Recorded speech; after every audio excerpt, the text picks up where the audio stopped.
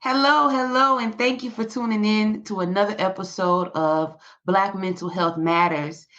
Today, in honor of Black Maternal Mental Health Week, we have two very special guests today that are going to give us insight, knowledge, wisdom, and understanding in regards to the mental health of our Black people in terms of maternity. Okay, keep it locked.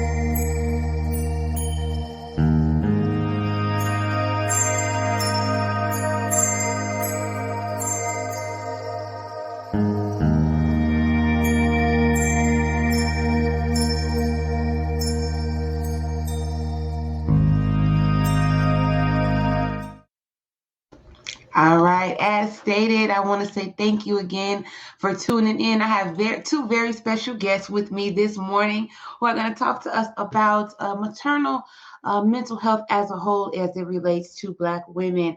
I have the wonderful Deshara Peck and the wonderful Goldmine. Ladies, thank you so much for joining us today. Can you just really quickly go ahead and introduce yourselves? My name is Rose Gold. I am a guest host this morning. Deshara, why don't you go ahead and start? Tell us your name, where you currently live, and what you do for a living. Well, good morning. My name is Deshara, and I live in Minnesota, here in the United States, and I am currently a clinic manager at a behavioral health clinic. Perfect. Thank you. Goldmine, good morning. Thank you for joining us. Go ahead and tell us your name, what it is you do, and where you are based out of. I do see that you're muted there, love. Perfect. Okay, can you hear me? I can hear you great, beautiful. Thank you for joining us. Divine Rising, ladies. Thank you. I am in Atlanta, Georgia. I'm a soulpreneur. So I'm an entrepreneur, but I do whatever my soul calls to me. And right now it is holistic living and everything that has to do with it. Perfect. Excellent. And so as you guys can see who are watching, why I wanted the perspective of these two women, because they are coming from similar approaches in different ways to the same things, which is like Miss Goldmine just said, in terms of feeding their soul and giving back to our communities in different types of ways. So I'm honored truly for you ladies to be here. The topic, maternal mental health. In the United States, Black women are 3 to 5 times more likely to die from preventable maternal complications. Okay, and that's just in the United States alone. When we talk about as a whole entire world, that number actually jumps up to 6 to 7 times more, right? As we get into this conversation and as we are talking about maternal mental health, we usually just hear these conversations based around postpartum. Today, we're going to talk about the mental journey of the maternal mind as a whole, as you step into motherhood, kind of those different phases, and then how you can maybe help others or give others some tips in their journey, okay? So first of all, let's set the context again.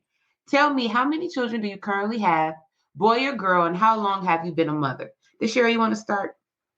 So I do have a 7-year-old daughter. And so, we've been figuring it out a little bit for about 7 years. Yeah. Perfect. Goldmine. I have an 8-year-old daughter, and that's my role. We do everything together. Absolutely. And so you guys have kind of the similar experience where you both have girl children, while they're completely different, probably personality. There's some similarities there, I'm sure, in terms of raising a girl child, right? A Black girl child at that. When you were, and feel comfortable to share as much as you want to share in regards to this, when you found out you were pregnant with your child, and I mean, if you can think back to 7 or 8 years ago, when you found out you were pregnant, what was the first thing that came to your mind in terms of coping, how you were going to deal with this. What was your first thoughts when you found out you were pregnant? And Goldman, we'll start with you this time. I want to keep picking on the sheriff. My first thoughts was I was overwhelmed. I guess I want to say I was in shock. Sure.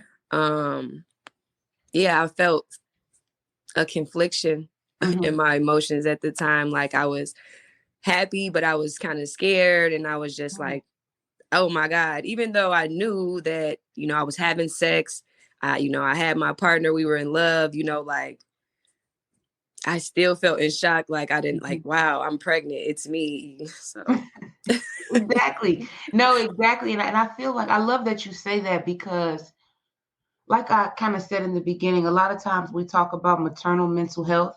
It's usually like postpartum or like, you know, the after effects. But like that kind of mental shift starts in the beginning. You know what I mean? From the moment you find out you're pregnant, going on. Deshara, how about you? When you found out you were pregnant, what was going on mentally in that moment for you, or the moments after? So I was 21 when I had found out that I was pregnant with my daughter. And to be honest, it literally was nothing but fear. It literally was like one of the scariest moments of my life, because you're looking at a positive pregnancy test, you know? And like my mind immediately went to like, oh my gosh, I have to tell her dad. I have to tell my parents. I have to tell, you know, and then keep in mind, like kind of having a child too at kind of like your peak age, or like you're supposed to have this great, you know, live through your 20s and be amazing. Like the thought of, like I knew I was going to be a mom. I had made up my mind automatically, like I'm having a baby. But then to think that you have to mourn the kind of the time that you're going to lose. So like the thought that went through my head was like, you're 21, like you just started drinking, girl, you know, you trying to have fun and live this life. And then it's like in that moment, it's like you go through all these emotions of like your life is about to change forever, and you have to like make a decision, you know? Right. So it was mostly fear, and it stemmed into like a depression for real. It was hard for me in the beginning. Yeah. And Deshara, just to kind of piggyback off of what you just said, because that leads perfectly into my next question. You had mentioned just now how the different emotions that you go through when you find out that you're pregnant and you make a decision, but you also mentioned a mental mourning piece that I don't think is talked about enough in the beginning of pregnancies, right? You guys were both over the age of 18 when you got pregnant. Is that correct as well for you, Goldmine? Yeah. So, you know, you guys didn't really, you know, you weren't in high school pregnant. Those that are watching, whatever, you know, not knocking that, but you guys were adults. But there still was this, as you said, this mourning period where there's a mental shift where you have to, I don't want to say get into mommy mode, but at least make a decision that that's where you want to go. Tell me, ladies, about, and Deshara, I'll just start with you as we kind of piggyback off your question. Tell me about that mental decision that you're going to be a mother and how that showed up in your doctor's appointments during your early pregnancy. So the cool part about it is the midwife that was, you know, working with me through my whole pregnancy, like from the time that I found out, and then, you know, I had to start scheduling my appointments to make sure everything was good. Like and she was actually a woman of color, which was amazing, especially being up here in the Midwest. There's not a lot of people in the medical field that look like us. And so automatically seeing her, I felt like a sense of comfort, you know, that like I could just be so honest and that she was going to understand me, hear me. And that's exactly what it was. Like she turned into a therapist. She was so like, and she came to my delivery. Like she went home and decided to get in her car to come back and watch me have my baby. And that was like that, having that relationship and having somebody that you can trust while, while you're, growing your child, it was very important in a safe space, which I needed at the time with so many emotions kind of all over the place. Absolutely. Goldmine, how about you? After that mental shift, you say, okay, I'm going to do this. I'm going to decide to be a mom. I'm going to move forward with this baby. Did you notice any mental shifts during, or anything that you can remember as at your early pregnancy, as you begin going to the doctor's offices? What was that like for you mentally? Mentally, it was still, for me, I still was kind of like in this shock. Like I knew everything was happening, but I feel like I was like trapped in my head. Just still over analyzing everything, just still like, oh my gosh. And I felt I had some support, but I really felt alone. So to hear you say that you had somebody like that was, I mean, I feel it. I feel it as you say it. I could imagine that being so comforting. Yeah. I had my parents, but it's the person that her father, my child's father, Yeah. I was really in a depression from him already, you Sure. know. So I was going through so many things in my head at the point when I was going to the doctor's appointments and everything. I was already starting to get into a depression. Sure. And I'm glad that you say that. Not glad about the depression part. I'm glad that you out of that space, Queen.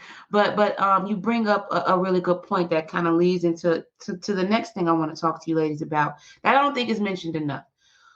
I think I'm going to say how does your relationship or lack thereof with the father of your child affect you mentally while you're pregnant? What does that do to a mother, or what levels, however you want to answer this question? How does the relationship with the person you're having, whether you're together or not, how does that relationship specifically affect a mother mentally? Deshara, go ahead and start for us. I think so. At the time, me and my daughter's father weren't in a relationship. So I think with us not being a relationship, I absolutely do believe that there are similar feelings, but the fear of like, what if, right? When you have a child, you want to make sure that you have a foundation, you have structure, and when, like you had mentioned before, you have felt alone, even though, your baby daddy was with you in the process. I understand that 100% because it's like, what mother or what father or what family doesn't want to have a family unit? You know what I'm saying? When you bring a child into this world, there's like an expectation of you want to have a father or two parents, partners, to be available, to be able to pour into your child. And when in the beginning of your pregnancy, when you're so worried about a relationship with the person and add a baby on top of that, not knowing if this person is a long-term person, and then if you guys are unhealed and, going through all these toxic cycles, it adds so much pressure onto, the mom, because you're sitting here thinking like, am I going to have to do this alone? Like, I don't want to fight with this person. You stressing about a relationship. And again, your body's supposed to be whole and good for your baby, right? But all that stress and that baggage from your relationship or like your situation, it just makes it 10 times harder to even be in the right mind frame of, let me get ready for my child, Gotcha. Thank you so much, Deshara. Goldmine, talk to me. What about you? How does that relationship with the father affect a mom mentally as she's going through that maternal process of carrying a child? I think it's a direct effect. Yeah. It was a direct effect on me. It already gave me a feeling of defeat, like you were saying. When I'm picturing what, the ideal societal view of what a family and a mother and should look like, and then I'm comparing it to my own experience with my parents, to my friends' experience with their parent or lack of parents or a divorce, and all these things are running through my mind. And then there's, boom, the big image of, what type of mother do I actually want to be? How is this going to look? I'm so much of an analyzer. Like I like to get mentally prepared for stuff. So it's like, if I can't see it, it's scary. Right. It's like stepping into that unknown, and I wasn't ready for that at the time. So I don't feel like you can. Yeah, I wasn't ready for it. I wasn't ready for it. Absolutely. And I love the honesty here. I love how you guys are sharing your story unapologetically and being true to it. So we're kind of in the phase now where we're talking about as you're carrying, as you're getting ready to have the baby. That's kind of the phase we're in now. As we talk to the audience about the maternal mental health. Do you remember instances in the doctor's office during your pregnancy where you felt like maybe you weren't being heard by your provider? If you had that experience, what did you do? If you did not have that experience, what would be something you would do if you were in that situation? Deshara? Okay. So I actually, when it came for me to actually have my daughter, I'm in labor, you know, I didn't have preeclampsia, but I was like preeclamptic, like where they were Sure. like, there's a possibility of like problems happening. Yeah. I got rushed to the emergency room and they're like, okay, your blood pressure is way too high, and I felt so weird in my body. It's like such a weird feeling to describe, but like it felt like something wasn't right, right? And my blood pressure was so high, they were like, you know what, we're going to send you home. We're going to put you on bed rest. You're not, you're done. Keep in mind, I'm at like 39 weeks at this point. So I'm Right. considered full term, but they had me get dressed and had to consult with the doctors and calling everybody. And they came back in the room, was like, well, you're actually going to have the baby now. We're going to induce you now. So we're going to move you over to the next room. You're going to have the baby now. And so they bring me in there and everything's just moving fast. I had my daughter, she's here. But I remember afterwards, everybody's coming in the room. And I remember my blood pressure was so, like, I literally remember laying and having an out of body experience where everybody was going blurry in the room. Everybody. Like, I literally, my heart was racing. I literally felt like, I actually said like a silent prayer, like, Lord, am I leaving? Like something was not right. So like I'm pressing the nurse button and they rushing in and they're like, everybody has to get out. Everybody has to get out. And they realized that my blood pressure was so high that I was at risk for a stroke. And so they literally were like, let me take the baby and all you do is get like rest. We're going to cut off the lights, turn the TV off and just rest. But in my mind, there was no like test run. There's nothing, I'm like, there could be blood clots. I don't know, but they were just like rest. But in that moment, I'm like, well, what happens if something were to happen? Like nobody checked. They literally checked my blood pressure, said it was too high, but it's like, we're supposed to trust medical professionals, right? Regardless of what I was feeling in my body. If you have a nurse or a doctor telling you something, I'm not no medical provider. Exactly. I don't know, Yeah. So it's like, I'm going to take the advice from the people that give it. So it was rough kind of in that moment after having my daughter. Like I really did have an experience where I thought that I might possibly pass away. It was weird. Wow. Go mine. Sorry. I'm sorry to So hear sorry. Yeah. that. That's terrible. I'm just immediately back in the hospital bed, just like imagining going through the things that you're saying, because coincidentally, I went through some of the beginning parts of what you said, as far as they're saying maybe preeclampsia, my blood pressure going up, and maybe trying to get me to have a C-section. And it's like, I already had some prejudgments in my mind before I came there about it, because I have my own things with hospitals and being a healthcare professional, a nursing assistant all this time, and just a servicer of people and having compassion. And so my experience with that was, I just told them no, like, no, we're going to try. Give me some lavender, give me some, I don't know. We're going to try these different things. And like you said, I had to advocate for myself. I had to tell my sister that was there, like, hey, if I'm too weak, or they try to say, I'm out of it, I want you to, advocate for me. Make sure you watching and looking. Don't take my baby out the room, the whole nine, So unfortunately they did for me. My blood pressure did go down. I'm a mover, so I got on that ball. I was moving around. I was smelling oils. I was doing what I know to do. So after that, after my baby was born, she was born fine, vaginally, and the part that got me was they kept taking. First of all, the nurse that I had, she just seemed very, I don't know what the word is. She came in very curt already. She was already like. Tell me more about that. Like, what was her demeanor like? I think she judged me because I was young or looked at young or whatever she was reading in my chart. Gotcha. So, and at the time I was on medical assistance too. And I feel like all of these things played a factor into how they treated me after with my baby. And even before with them, you know, trying to push me to get this C-section, and you're not going through anything, any procedures. I don't know what they are, but like you said, we trust them. Right. But, you know, that's part of my own prejudice. And then working, you know, as a professional, watching my coworkers and dealing with people myself, I feel like I hold a heavier standard anyway. I'm like, so I don't know. I was just doing what I could for myself, but I feel like they should have been doing more. The nurse should have treated me better, and they should have not been taking my baby out of the room when no one was there with me, you know?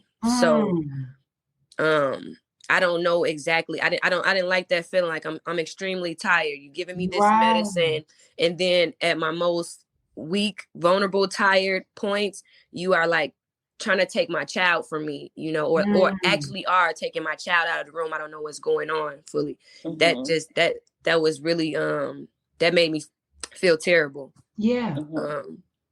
Yeah, I felt like, what's going on? I was so confused, and I was already out of it. My body, I was exhausted. It's like, what's going on here? Like, why you're taking my baby out of the room, and then you coming back explaining something. This is not okay. And then again, that's where your support system is there to, like, you know, kind of check in. For you. Yeah. Yeah, absolutely. And Goldmine, you bring up so many great points. And I love that.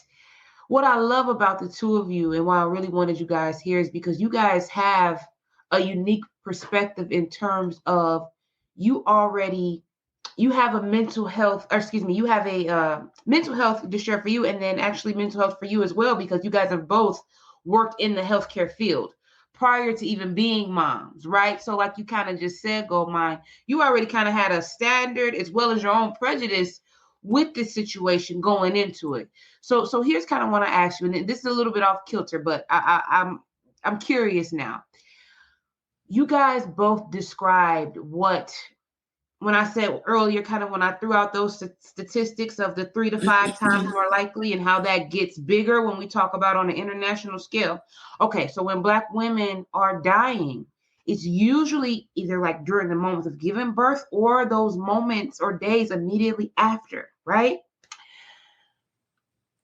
How or what was the kind of verbiage, or what were the kind of things that you guys used to gain courage to be able to advocate for yourself, right? Because you are the least when you're with the professionals, and that's anybody, right? When you step into a professional environment, the people who are experts are the experts, and then there's you receiving the care. So it can be intimidating, I think, for sometimes women to advocate for themselves, especially mothers. Tell me how a mom, not even just in the maternal partum area, but just in general, how can a mom advocate for themselves? What can they say? What are some things they can do to express themselves without coming across as the angry Black woman? Deshara, why don't you go ahead and start us off with that? So I think, I think most moms, what we do, especially during our pregnant phase, and especially when we're nesting, we love to have conversations with either other pregnant women or women that have already gave birth, right? And I think through those conversations, because like for me at 21, having a child, and also like kind of the way that I raised and like my own trauma and stuff, I pretty much was like a little girl having a child, Yes. And that came with a lot of, shyness, not a lot of confidence, not a lot of, I'm very stuck inside of myself, and trying to find that loud voice sometimes is so scary, just because you have no clue how the outside world is going to perceive you at that point. Exactly. So working in the medical field and already knowing about how African-American people, and especially African-American women, when it comes to delivering children, you already have like this stigma in your brain. Mm-hmm. And literally when it was time for me to get into the hospital in the bed, they got me changed into my little nightie or whatever. I straight up asked her, I said, am I going to die? Like, I literally asked the nurse. I just had to come out and ask her because for one, I'm like, well, I can't turn back. This baby's coming here one way or another, right? Right. But in that moment, I felt my midwife at the time was not there. She wasn't. So I didn't have, she was, like I said, she was my safe space in this process. So I have all these people around me. And I just have to say that it was a different situation for me. It could have been better, but I am so very thankful that I did have nurses that were able to cater to me in a certain capacity that was not the bare minimum, if that makes sense. Because I hear stories of women that literally die just because of medical negligence. You know what I'm saying? Exactly. Preventable So things. I think just making sure that the people that are around you, you're comfortable, you know, they give you that energy, that it's a safe space. And I think I'm just thankful that my experience was what it was, because I didn't have to do too much. Like, I was just trying to watch the process. It's my first child. I don't know what's supposed to happen. Exactly. So I'm just thankful that it was what it was. So, but I was very straight to the point about it, even though I was nervous to assert myself. Gotcha. Goldmine, what are some things that you can tell a mom who wants to advocate for herself in the maternal process? How can she advocate? What are some tips you have? What did you do? How did you do it? For me, I feel like, again, I went inside myself, and my own mother flashed in my head a lot of times. She's not a very,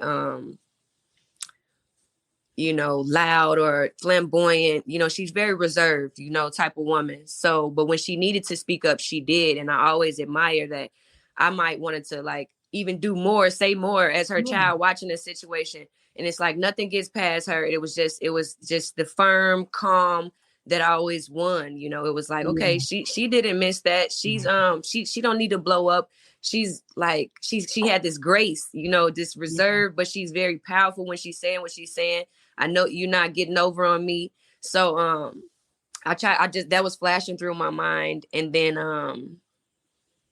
I, again, like you mentioned, as far as my own traumas and healing from things, I felt like just being pregnant, having the baby, it just put out all the triggers. And the things that I didn't speak up for myself, I felt like, I just had this baby. I have to be stronger for her. I have to speak up now, because I'm gonna be weak. To myself, I'm like, this makes me weak if I don't speak up. I'm not protecting my baby. It was just this thing in me about just being protected, in spaces from when I wasn't protected. So that was a thing for me. And then my nurses didn't look like me.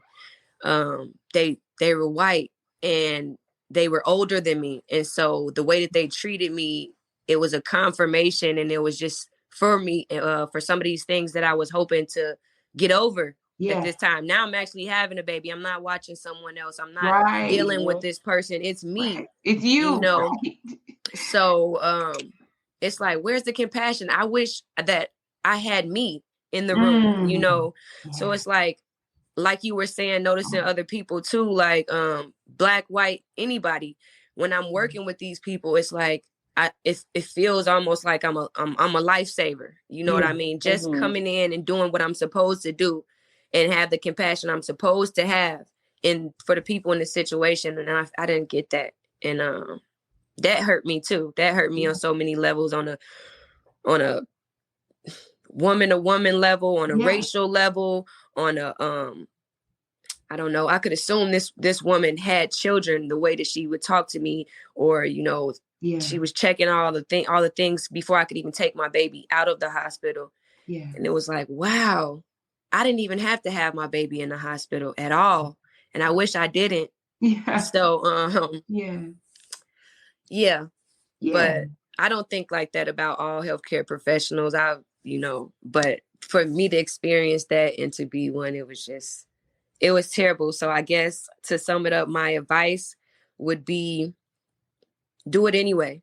It's not the time to overthink or, crawl inside yourself. It is the time to stand up. It's the time to speak out. And it doesn't matter what you look like or that's the wrong train of thought.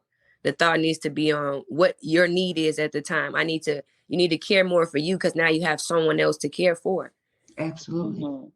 Absolutely. And I what I hear you both saying, very powerful things, even as I go through my own journey, not on a maternal level, I'm not pregnant, but just dealing with healthcare professionals and being intimidated to stand up or ask questions or, say, I don't really like that type of care. Can we try it a different way? What I hear you ladies saying is that you're never really going to feel comfortable or ready to speak up. But what you should do anyway is you should still go ahead and you should speak up. And before I go ahead and get to my next question, we do have another guest that is joining us this morning. And I'm really excited to have her on because she has the experience of coming from a deliverance perspective of being a doula. So I'm going to go ahead and bring her on now that she has joined. Good morning, beautiful queen. Thank you so much for joining us this morning. I kind of already was talking you up before I just added you to the stream. So if you could just go ahead and share with our audience your name, where you are currently located, and what it is that you do. And we'll go ahead and just include you into our next question in line. Okay. Well, good morning. Good morning. My name is Edrin Ciali, and I am a mother of 3, first and foremost. And then I also am a wellness coach for women and also teach yoga and meditation. You want to come? Come on with us here. That's right. And as you had said already, kind of in that holistic approach. Hi, handsome. Thanks for joining us. as you come in that kind of holistic approach, you have had the opportunity to also serve as a doula. Is that right? I wasn't a doula. I had a doula during my recent birth experience with him. So I've been sharing more of the education and background and benefits of having a doula, whether you have a partner or whether you don't have a partner, and what having a doula means, and just raising more awareness on people to advocate to legislators and including, that in their insurance to pay doulas, especially Black doulas, because it is Black Maternal Health Week, because these healthcare industries have been occupied by other people who aren't serving us, and we're the ones that are dying at a higher rate. Yes. Absolutely. And that's kind of the whole point of us wanting to come together today. And we kind of have been, just to kind of catch you up to speed, Edris, we kind of have been going through the birth experience. We talked kind of about the mental shift before when you find out that you're pregnant, as you're pregnant. And these ladies were sharing their experience in terms of delivery and kind of what that looked like for them. Before we move on to the next question, I'm interested to know, with your last experience, because you did have a doula, tell me what was the main difference in your previous birth experiences versus this one where you had that extra support of a doula? I would say the main difference was having that mental, emotional, and educational support, someone advocating for you. So I had him last year. My other 2, I had them 13 and 15 years ago. So 2006, 2008, right? And I had them in the hospital. I just felt like a number that was up to give birth. Like, come in, we're going to pop your water, you're going to have this baby, you're going to sign these papers, and you're going to stay for a little bit, and you're going to get out. That was it. There was no connection. There was no real support on understanding me, my baby, my body, none of that, right? Mm-hmm. And with having a doula and giving birth at the birthing center, it felt more sincere, which made the birthing environment feel better. Right. Absolutely. And thank you so much for sharing that. And I do want to get into before I move on. Can you just tell us real quickly here, What exactly is a doula, and how can a person request one? A doula is a support person for your pregnancy, labor, and postpartum. They provide educational support on your rights as a human, as a mother when giving birth.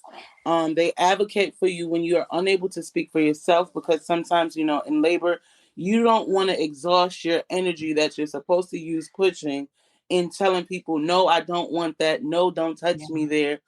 Or, I would like to drink this. Or they get stuff for you. If you want pictures, they'll take that for you. Nice.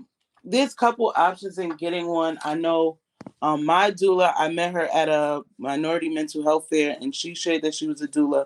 Nice. So you can check with your family and your friends. Majority of the time, someone within the circle is a doula. Right. Otherwise, there are some organizations that have doulas. So nice. I have met Ruth Birthing Center. They have doulas nice. As well. You can always ask either your where you go to the hospital. You can ask them too. It's really about knowing what these things are and right. asking around on how you can get one. Absolutely. Thank you so much for sharing that. I'm glad that we were able to set the context. So ladies, before we kind of move into the postpartum of things, right? Because we already are kind of there talking about the birth experience. These ladies, right before you joined us, Anders, we were kind of talking about the mental shift in how your partner, the relationship with your partner affects you as a mom mentally, as you are, experiencing your own bouts throughout your trimesters, things like that, right? I have a question to you ladies, everybody on the panel. Deshara, we'll start with you. We'll go to Goldmine, and then we'll end kind of going that L-shaped. You guys can't see our screen, but it's in kind of an L-shape. So looking back, right? And for you, Anders, you can think about any of your pregnancies with this one. Ladies, looking back on your pregnancy, right? Do you think, for moms out there that are watching, they are pregnant or getting ready to give birth, and they may not be on one accord with their partner, and maybe they have other things going on, right? From a maternal mental health standpoint, looking back, do you think that women who are experiencing that type of stress are better off getting the support from their family and friends around them and excluding the father during that process, if that is the point of stress? Or do you feel that that stressful process with the partner is just a sacrifice you have to make because you decided to have a child? Kind of that, okay, this is my bed, I laid in, and I have to deal with this. What are your thoughts on that? Deshara, tell me what you're thinking.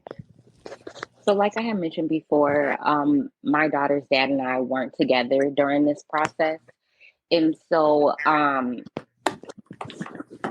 think the biggest thing that I could say from my learning experience, while, I experienced that journey a lot on my own, it's all about where you're pouring your energy, in my opinion, because especially when you're younger and, there isn't a stable foundation between you and the other person, you get so consumed by chasing after this situation, when it's like you're pregnant, you should be worried about, what's happening with your body and how that's going to look for you.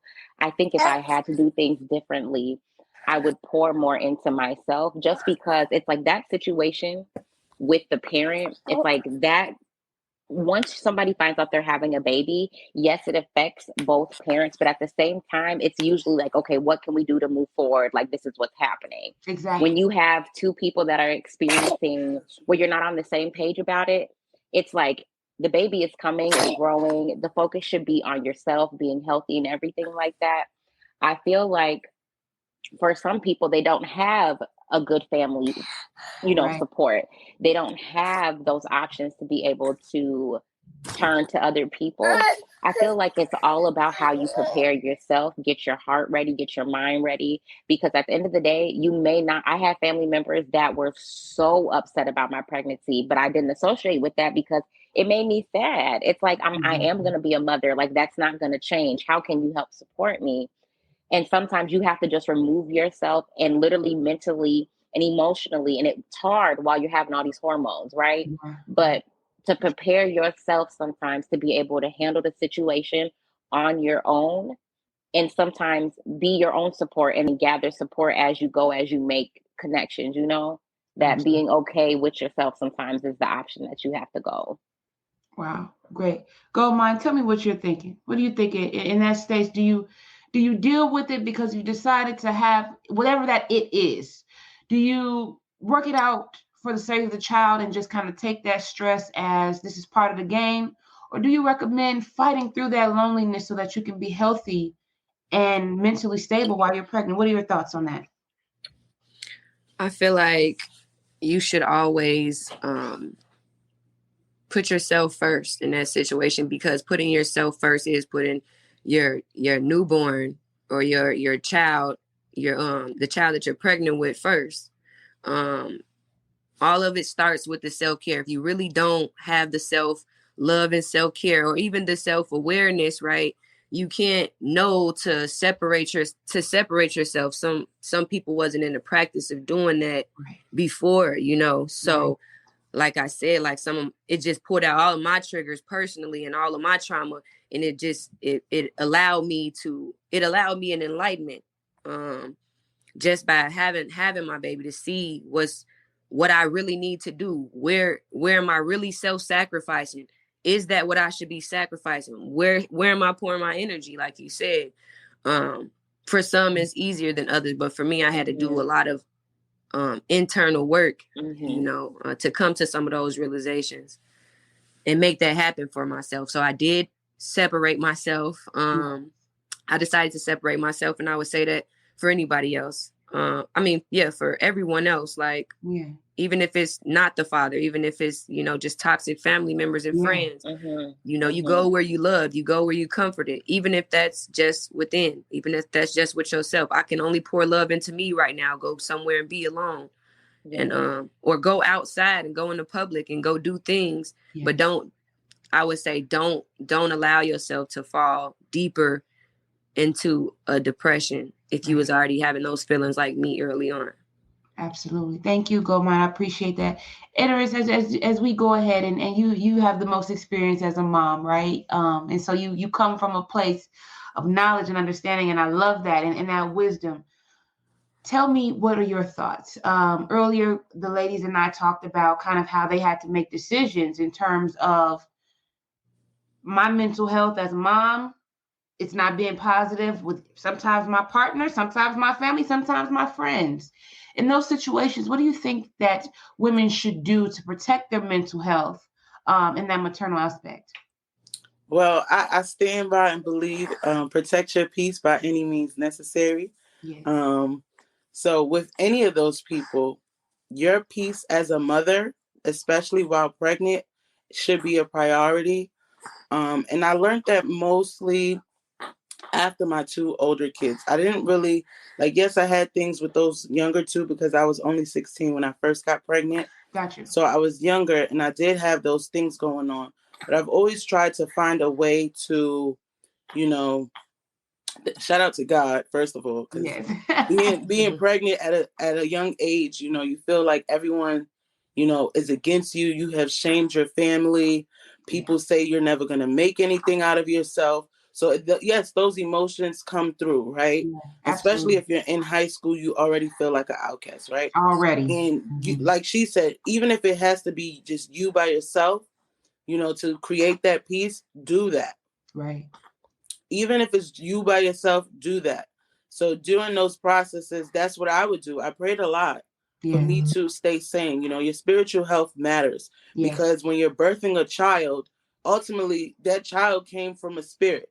Exactly. And it's waiting in your stomach and being created and formed until it's actually touched down to the physical realm. That's right. And becomes a human here on earth. So definitely take care of your spirit. Know that it is not a mistake. And just be able to take care of yourself mentally, physically, emotionally.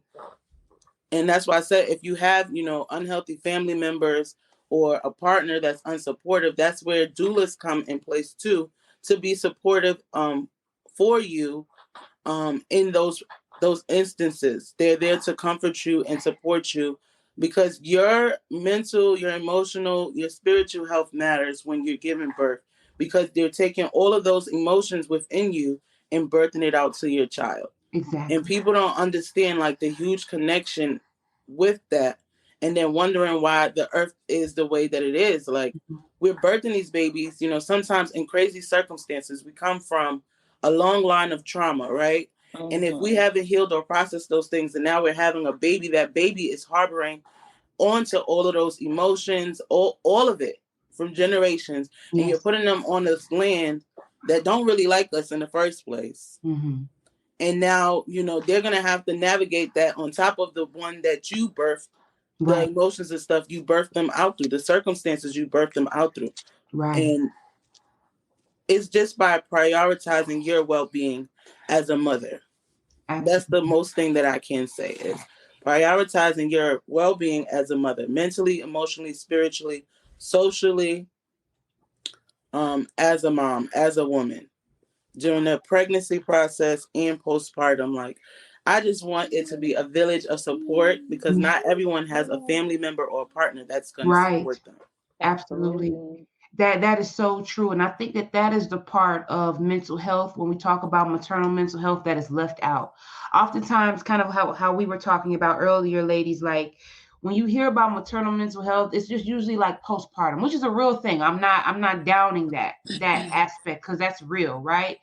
But there's so many other aspects of the maternal mental health piece that happen before you even give birth, and one thing that you mentioned too, I had the opportunity, what was that?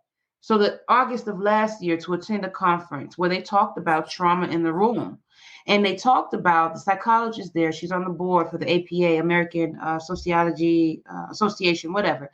And she said that when you are pregnant with a child, let's say you're a good mom, you have good genes, the dad has good genes in terms of like no medical problems, whatever, right?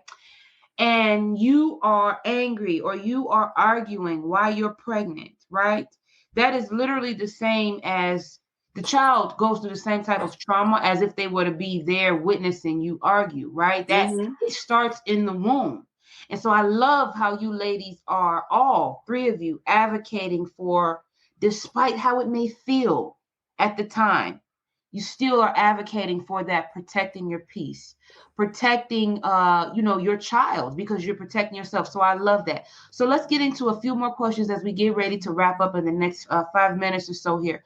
What is and Deshare, we'll go ahead and start with you again this time and kind of take the same order. What is the biggest mental sacrifice? There could be more than one, because I think this is unfair. It's kind of a broad question. What is the biggest mental sacrifice you feel you've had to make as a mother? So I love this question. So I feel like by me becoming a parent, it absolutely has magnified how I do my self-reflection.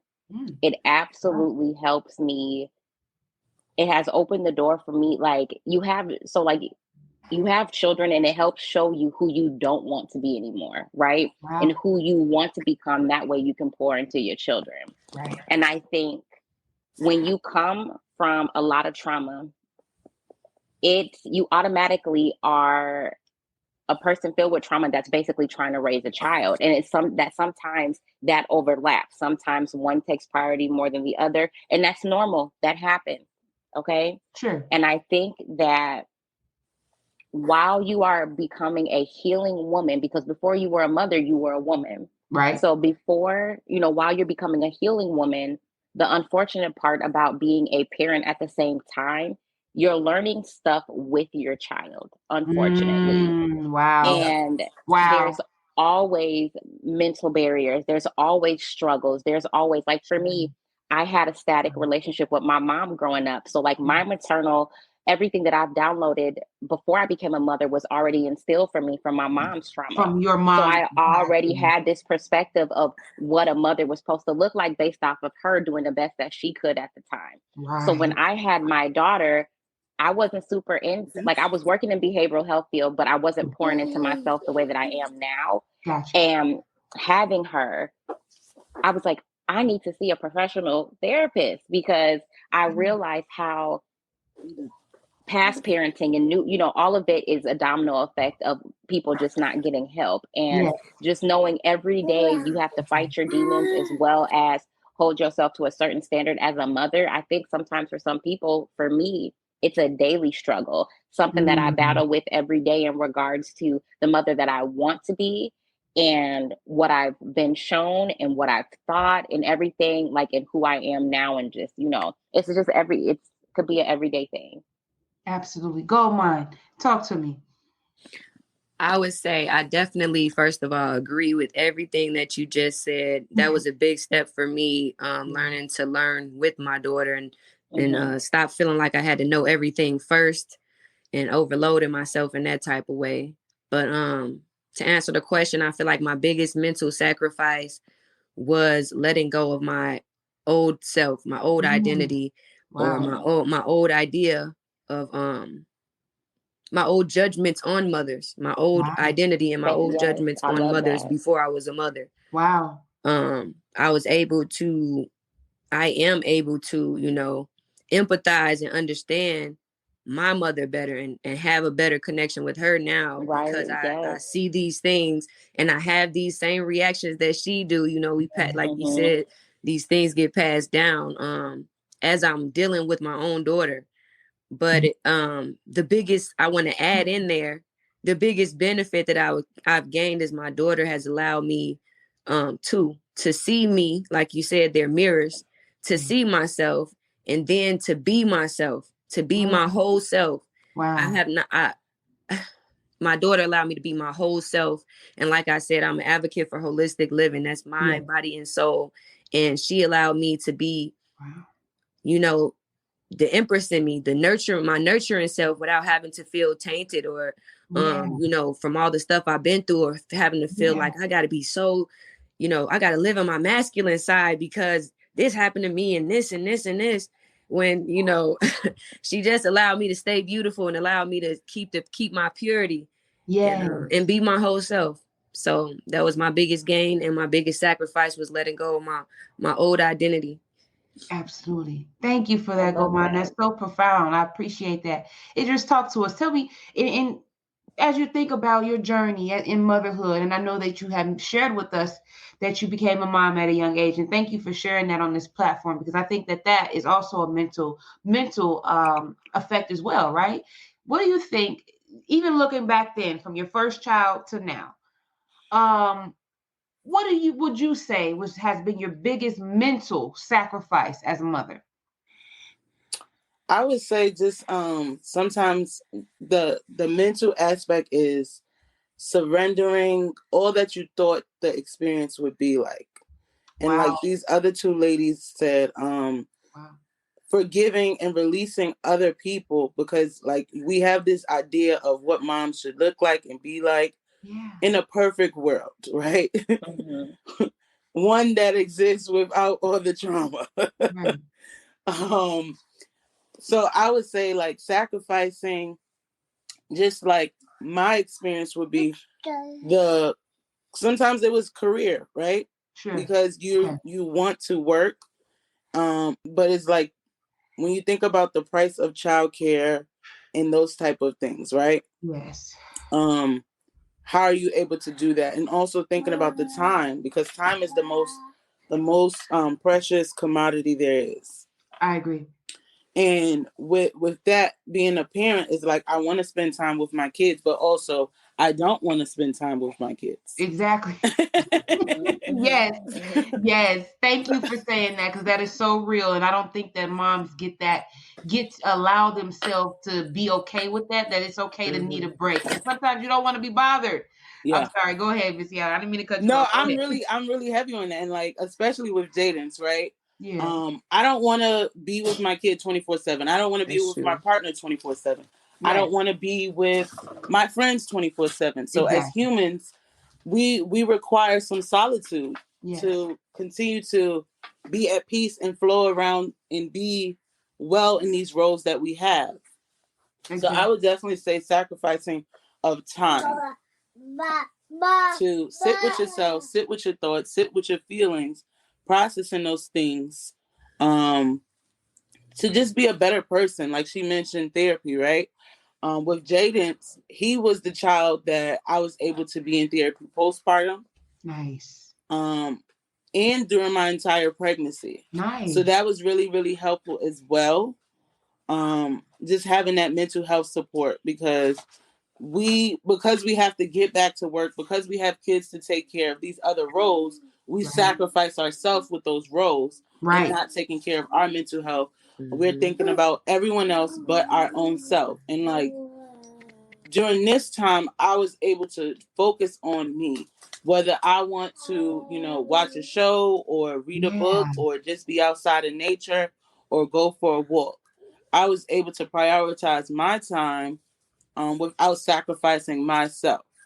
Absolutely. So, hey, somebody needs to get this kid. I want to be alone.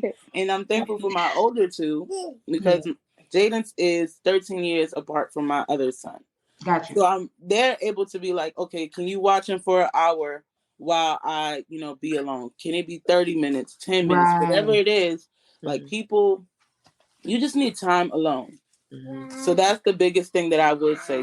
Time to be with your thoughts, time to be with your feelings, time to just sit with yourself. Because when you do that, you're able to, present yourself in a better manner. Right. Absolutely. Thank you so much. I appreciate that. So we're just going to wrap up here. I got 2 more questions for y'all. Okay. My first question is here. Do you think that there is a way a person watching this, whether it's their first child or their second or fifth child, who knows? Do you think that there is a way to prepare mentally becoming a mother? If you can look back on any of your pregnancies, are there things that you can do to prepare mentally for that next step? My last question is coming right after this. Deshara, what do you think? Are there things you can do to prepare mentally? I think if I had to speak to my younger self, and this would go for anybody, to really utilize the people that have wisdom, and then also being comfortable enough to seek professional help if it's needed. Okay. Very true. Because this process can be very emotional, and I know everybody's situation is different, but for the most part, speaking from my experience, like I said, it's somebody coming from trauma. Sometimes we're not always given the right tools on how to handle ourselves the right way. And I feel like sometimes them OGs in our family that we be asking for advice are stuck in their ways. So sometimes they give you more harmful advice than they do, beneficial.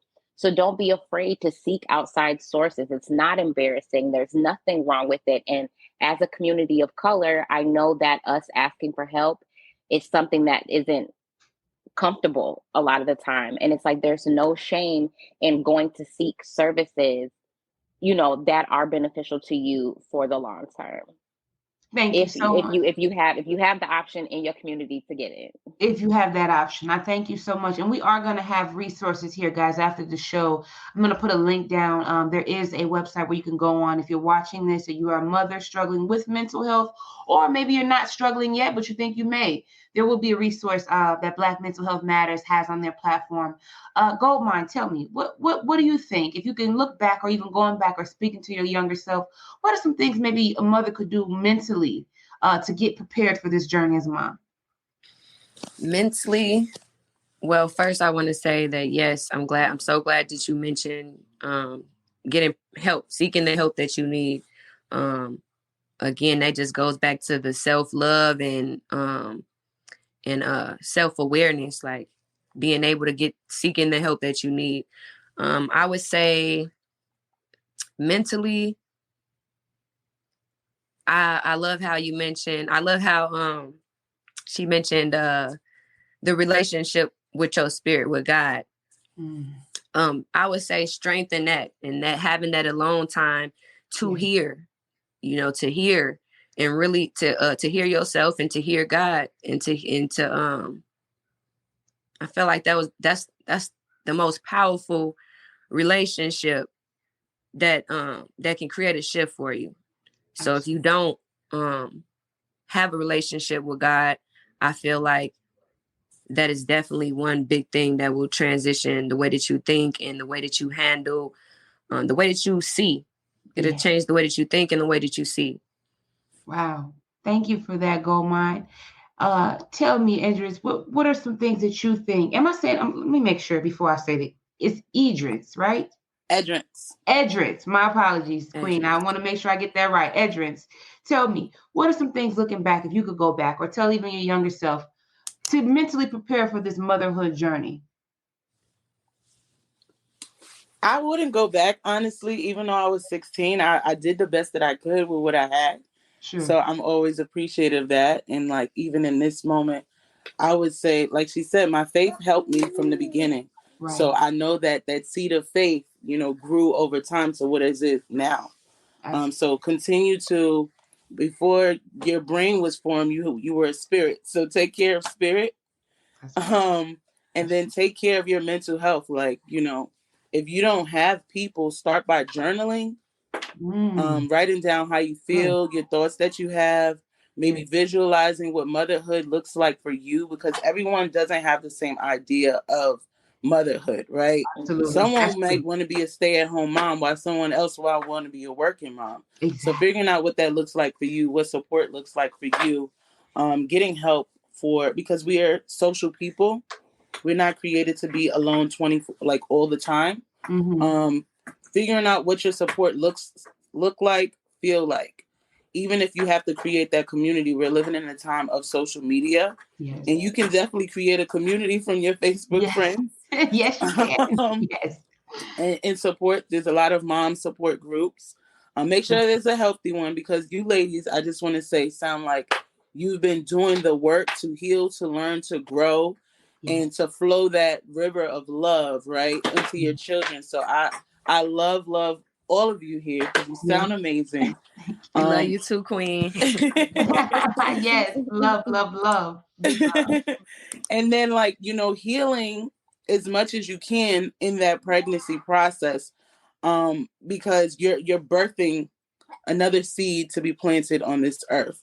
So healing as much trauma as you can, visualizing or understanding the birthing stages, right? Because a lot of times we're uneducated on the different stages. Yes. And understanding the different stages, understanding your options in that, and then mentally, like for me, with Jaden's, I did a lot of meditation. I did a lot of breath work. Yes. The environment in which I gave birth to him, the music was good. So just setting the stage of what you want to bring life into. So the environment matters. Absolutely. Because the people around the location you are, it can cause you stress or it can bring you peace. So being mindful of your environment as well. Absolutely. Edris, thank you so much. You brought up something that I think is so profound. I'm going to come with my last question. I just have to say this, because I think that even with my own journey, pregnancy and things like that, like you get caught up in this mind of like sometimes comparing yourself to other moms, right? Or like having this standard of what like a mom is or what it should be. And I think that when you said thinking about, as you begin that journey, thinking about what your version of motherhood is, what you envision motherhood to be, right? I think that is a key piece. I thank you for that. So here's my last question for you ladies as we get ready to wrap up on this hour mark here. And I thank you so much for being here. This is a powerful conversation. Right now, as you guys know, that this platform, this is not my main platform. I'm a guest host here, right? And this platform they are like international, right? And right now there is a woman watching this. And she is struggling with determining which category she falls into. If she is the mom that maybe needs help and is not pouring enough, maybe she's pouring too much. Maybe tell me, ladies, what are 2 signs, either your own journey or that you've seen as you have healed? Give me 2 signs or 2 symptoms that a mom may have that are indicators that she may need to seek help. What are 2 things that maybe you've seen or went through in your own motherhood journey where you knew, okay, this is not normal. I should probably seek help for maternal mental health. Just Shara, take it away for us. I would say one of the first things to pay attention to is maybe like the disassociation that you have with your child. Now we know that postpartum can happen at different stages, and sometimes some women don't get that maternal instinct right away after they have their child. But if you notice that, you know, your temperament or like your emotions is not steady, or the way that you feel disconnected from your child, if that's a frequent feeling, it's not that you're being a bad mom. It's just there's something that has to be sorted out with that. Yes. I would say that is something that should maybe pay attention to. And then also kind of abide the environments that you provide your child with. So like, are they safe environments? Is it what's happening around your child? Like, do you have the compassion inside of you to keep your child in mind when you're creating those safe spaces for your child? And if you like kind of are still living as if a child doesn't exist, and you don't, again, have that maternal instinct to make that situation better, maybe it's time to figure something out. Thank you so much, Tashira. I appreciate that. Goldmine, tell me, give me 2 things that a mother watching this can maybe say, okay, if I'm experiencing these 2 things often, maybe I should go and speak to somebody or seek out some help. Tell me. I think like Tashira mentioned, the temperament of emotions. Like if you feel like you're going from extremes from one emotion to another, or just even on one end, just of extreme of any emotion, then I would definitely say you should probably look for, a second opinion on what's going on. Another one would be, I like what she said about the disconnection. Yeah, I want to say if looking at how you are looking at things. Yeah. Is this your view? I mean, is this your view, or is this one of the views of what you think is what you think you should be viewing this like? I'm sorry if I'm like not explaining this right. No. That is powerful. Is this in alignment? What you're doing, your response. Is your response to this situation, or how you are showing up in this situation, is it in alignment with your vision of how you want to be as a mother? Right. Or is it this idea that you have that you're trying to live through and trying to right because of like is it authentic and genuine? Like, are you feeling that? Or even if it is this something handed down, because a lot of the handed down stuff is unconscious. We just do it like because my mama did that, but that's not exactly what I'm trying to do. So boom, I got to be more mindful. I need to be more mindful, period. I love that how you mentioned like how sometimes the things that may have been passed down, because even our OGs maybe weren't taught the right things, right? And they're passing them down. And it's like, is this what I know to be true, or am I just doing it because this is the only thing I know? I love that. I love that. Tell me, Edris. Exactly the same thing what these ladies said. Definitely, being mindful of what was handed down to you. I believe, we are, cycle breakers, especially in this time of life. Yes. So that awareness of what that looks like for you, because previously a lot of moms were just focused on being so strong. Yes. And I'm not so strong all the time. And it's okay to not be okay. And in those circumstances, when you don't feel okay, what do you feel like, right? So when it comes to understanding that, one, it's okay to not be okay, especially after you have had a child, because your hormones are everywhere. Literally, on a scientific level, you are not the same. Yes, on a scientific level, it's called metrosense. That was the scientific term for it. Once you are pregnant or have given birth, your body automatically changes biologically. So just being aware of that, so you can know that there's nothing wrong with you. Your body is doing what your body is supposed to be doing. So I would say be mindful of your thoughts, be mindful of your feelings, and knowing it's okay to not be okay, and finding that support that can help you. Absolutely, because it is there in all communities. And I am just so thankful, and I am so blessed to have the opportunity to interview you ladies on this wonderful, amazing platform. I support what they do here at Black Mental Health Matters, and I support all of you. And I'm thankful that all of you have had the courage to come and serve today in terms of telling your story and sharing everything that you've been through. At least in terms of maternal mental health, I thank you. Are there, and I'll start with you, Deshara, before we go ahead and get ready to wrap up this interview, I want to make sure that I give you all an opportunity to shout out your businesses, or if you have things that are in place, social media. Deshara, we can go ahead and start with you. In terms of getting in contact with you and knowing more about you, what can they do? So just in like a general aspect, like I said, I am a clinic manager at a behavioral health clinic. And so I'm all for getting professional help wherever you can seek mental health services. My commute, or the place that I work at, is only a Minnesota-based organization. Okay. So if you live in Minnesota, look up, some mental health resources. But no, if you have it in your community, I am all about just going to seek professional help. There are websites, there's tools that can help you look for providers of color, people that deal with, LGBTQ stuff, whatever, is your thing, you can get that. And I would say, I don't know if you're going to put social media handles or anything like that. If anybody needs help seeking mental health resources, or not sure which avenue to go or how to get things started, or even too scared to get that push, I'm open to having conversations about that. Perfect. Can you shout out your social media handle? I'm going to put it in the description, but just could you shout it out for those who are watching? You can go ahead and on Facebook, it's just Deshara Peck on Facebook. Go ahead and send me a message and I'll go ahead and respond to people if people are interested. Thank you so much. Goldmine, tell us, how can we get know more about you or your business? You can find me at www.loveyours-holisticwellness.com, holistic with a W.